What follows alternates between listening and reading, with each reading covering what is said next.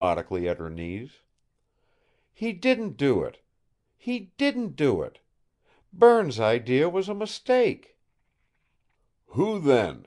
he pressed her, realizing now that she was so unstrung she would give him her thoughts unguarded. "Why, that man Russell," she said, her voice so low and the words so slow that he thought her at the limit of her endurance. "But I've said all this to show you why Berne put his hand over the judge's mouth. I want to make it very clear that he feared Father, think of it, Mr. Hastings, had killed her. At first I thought—" She bowed her face in both her hands and wept unrestrainedly, without sobs, the tears streaming between her fingers and down her wrists.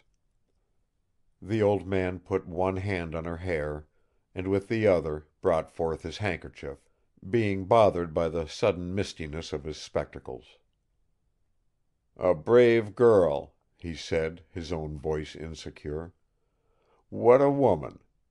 I know what you mean. At first you feared your father might have been concerned in the murder. I saw it in your eyes last night. You had the same thought that young Webster had, rather that you say he had." Her weeping ceased as suddenly as it had begun. She looked at him through tears. "And I've only injured Berne in your eyes, I think irreparably. This morning I thought you heard me when I asked him not to let it be known that our engagement was broken. Don't you remember? You were on the porch as we came around the corner." For the first time since its utterance he recalled her statement then. "We'll have to leave it as it was," and Webster's significant rejoinder. He despised his own stupidity.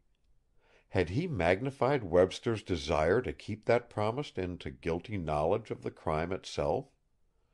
And had not the mistake driven him into false and valueless interpretations of his entire interview with Webster?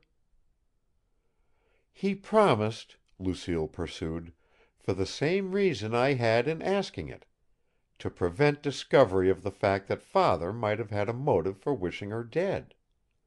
It was a mistake, I see now, a terrible mistake." "Can you tell me why you didn't have the same thoughts about Berne?" He was sorry he had to make that inquiry. If he could, he would have spared her further distress. "Why wouldn't he have had the same motive, hatred of Mildred Brace, 1,000 times stronger?" "I don't know," she said. "I simply never thought of it. Not once." Fine psychologist that he was, Hastings knew why that view had not occurred to her. Her love for Webster was an idealizing sentiment, putting him beyond even the possibility of wrongdoing. Her love for her father, unusual in its devotion as it was, recognized his weaknesses nevertheless. And while seeking to protect the two, she had told a story which, so far as bald facts went, incriminated the lover far more than the father. She had attributed to Sloane, in her uneasiness, the motive which would have been most natural to the discarded Webster. Even now she could not suspect Berne; her only fear was that others, not understanding him as she did, might suspect him. Although she had broken with him, she still loved him. More than that, his illness and consequent helplessness increased her devotion for him, brought to the surface the maternal phase of it. If she had to choose between the two, Hastings thought, she'd save Webster, every time. "I know. I tell you, Mr. Hastings, I know neither Berne nor Father is at all responsible for this crime. I tell you," she repeated, rising to her feet, as if by mere physical height she hoped to impress her knowledge upon him. "I know they're innocent. Don't you know it?"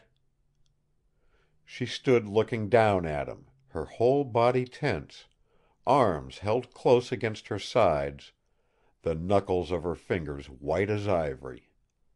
Her eyes now were dry and brilliant. He evaded the flat statement to which she pressed him. "But your knowledge, Miss Sloane, and what we must prove," he said, also standing, "are two different things just now. The authorities will demand proofs." "I know. That's why I've told you these things." Somehow her manner reproached him. "You said you had to have them in order to handle this situation properly. Now that you know them, I'm sure you'll feel safe in devoting all your time to proving Russell's guilt." She moved her head forward, to study him more closely. "You know he's guilty, don't you?" "I'm certain Mrs. Brace figured in her daughter's murder," he said. "She was concerned in it somehow. If that's true, and if your father approached neither her nor her daughter yesterday, it does seem highly possible that Russell's guilty." He turned from her and stood at the window, his back to her a few long moments. When he faced her again, he looked old. "But the facts. If we could only break down Russell's alibi." "Oh," she whispered, in new alarm. "I'd forgotten that." All the tenseness went out of her limbs. She sank into her chair, and sat there, looking up to him, her eyes frankly confessing a panic fear. "I think I'm sorry I told you," she said desperately. "I can't make you understand." Another consideration forced itself upon her. "You won't have to tell anybody at all about this, will you, now?" He was prepared for that. "I'll have to ask Judge Wilton why he acted on Mr. Webster's advice, and what that advice was, what they whispered to each other when you saw them." "Why, that's perfectly fair," she assented, relieved. "That will stop all the secrecy between them and me. It's the very thing I want.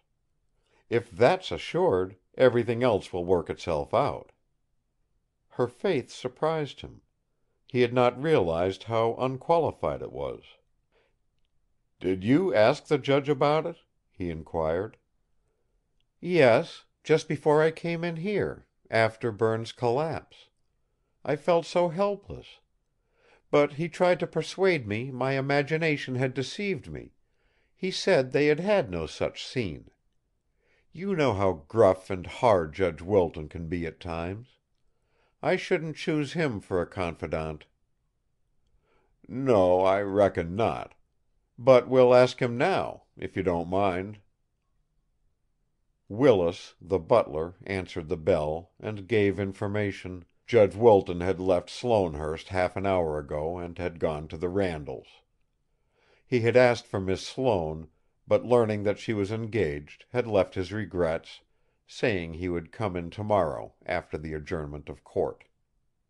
"He's on the bench tomorrow at the county seat," Lucille explained the message. "He always divides his time between us and the Randalls when he comes down from Fairfax for his court terms. He told me this morning he'd come back to us later in the week." "On second thought," Hastings said, "that's better. I'll talk to him alone tomorrow, about this inexplicable thing. A judge taking it upon himself to deceive the sheriff, even.